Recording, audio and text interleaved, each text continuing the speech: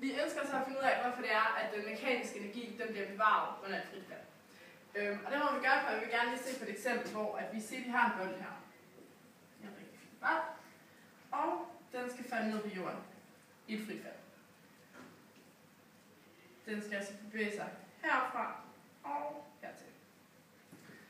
Det vi så gerne også vil se på er, hvilke former, der giver de forskellige ting. Vi ved, at den mekaniske energi, som er den, vi gerne vil undersøge, den er givet ved den potentielle energi plus den kinetiske energi. Og jeg arbejder altså med det fysiske greb, vi kalder for energi, som jeg lige skriver herovre. Som vi bruger symbolet E for, og måles i enheden joules. Derudover så ved vi, at den potentielle energi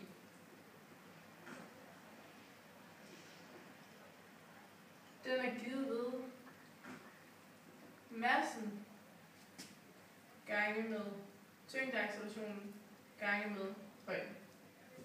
Og den kinetiske energi er givet ved en halv gange med massen gange med farten i anden. Så vil vi gerne se på det eksempel, hvor vi starter med bolden. Og fra starten af, der vil vi så gerne se på de forskellige, hvad de forskellige energi er givet ved. Fra starten af vores frifald, der vil den potentielle energi,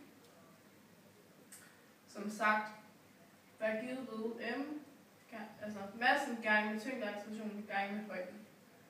Og for lige at sådan få det på det rene, så arbejder vi selvfølgelig med den fysiske begreb, der hedder masse, som vi bruger symbolet m for, og som måles i den enhed, der er kilo. Og det vi så har g deroppe, det er vores tyngdeacceleration.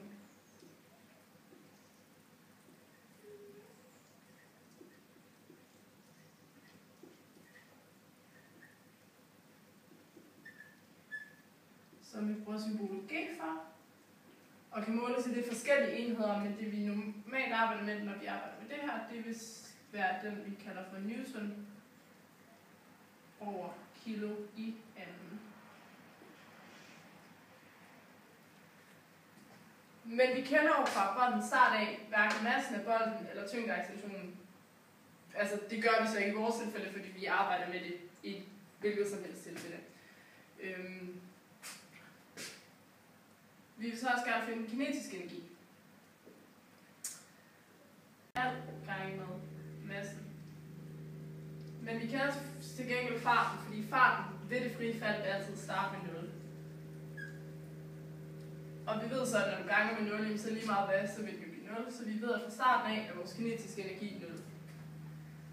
Derfor må vi også være givet, at den mekaniske energi i starten af bolden, i starten af faldet, vil jo være de her to lagt sammen. Så det vil jo blive m gange g gange med h plus 0. Og fordi 0 er jo ligegyldigt, så derfor vil den mekaniske energi fra vi starter af bare være massen gange med tyngdeaccelerationen gange med højden af bolden. Nu forestiller vi os så, at vores bold bevæger sig lidt nedad. Vi ender for eksempel lige her. Så siger vi, at bolden har bevæget sig her, en strækning, som vi kalder for s. Og det er jo igen bare en højde, som måles også bare meter, så den vil jeg ikke skrive op. Men efter vi har bevæget os strækningen s, så vil vi igen gerne udrejse vores potentielle energi.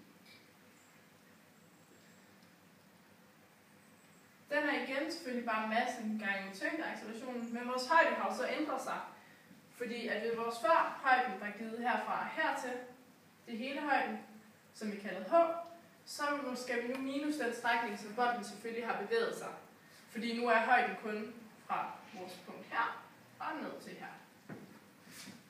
Vi skriver derfor, at den må være lige med h minus s. Den kinetiske energi her, med det frie fald, er igen en halv gange med massen. Men for at vi ligesom kan kunne finde ud af, hvad vores fart er, så bruger vi den formel, der siger os, at ved det frie fald, så er farten i anden givet ved 2 gange med tyngdeaccelerationen gange med strækningen. Og det kan vi så i stedet for bare sætte ind her, så det bliver gange med 2 gange tyngdeaccelerationen gange strækningen.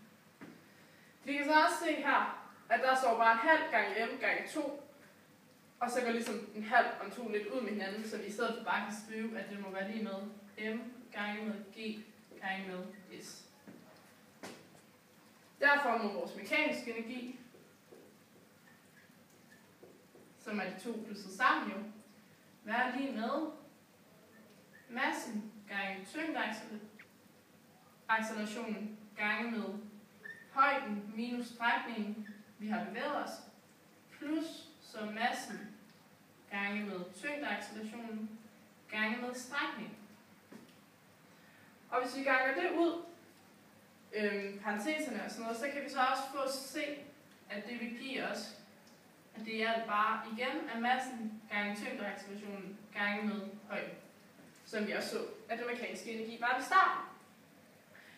Nu vil jeg så ikke gennemgå det, fordi det er meget det samme, men det giver jo også mening, fordi at når bolden så slutter hernede, så vil vi igen, hvis vi kigger på vores formel på den potentielle energi, så vil vores højde her jo lige pludselig være 0. For der vil altså ikke være nogen højde fra jorden og til jorden, fordi vi er jo ved jorden. Derfor vil vores potentielle energi her være givet ved 0. Til gengæld vil vores strækning så også jo være længere, fordi vi har bevæget os hele vejen herned. Og man vil så igen få det udtryk, at den mekaniske energi, når vi lægger dem sammen, bare er givet ved massen gange med tyngdeaccelerationen gange med højden. Og derfor kan vi så se, at det kan godt være, at den potentielle energi, den går jo fra det her til at være 0, hvor den kinetiske energi går fra det fra 0 til at blive høj. Så handler det jo så bare om, at det er en energiomdannelse, imens bolden falder ned. Men at den mekaniske energi, som er de to lagt sammen, altid vil være konstant. Så ja, den er begravet på den frifald.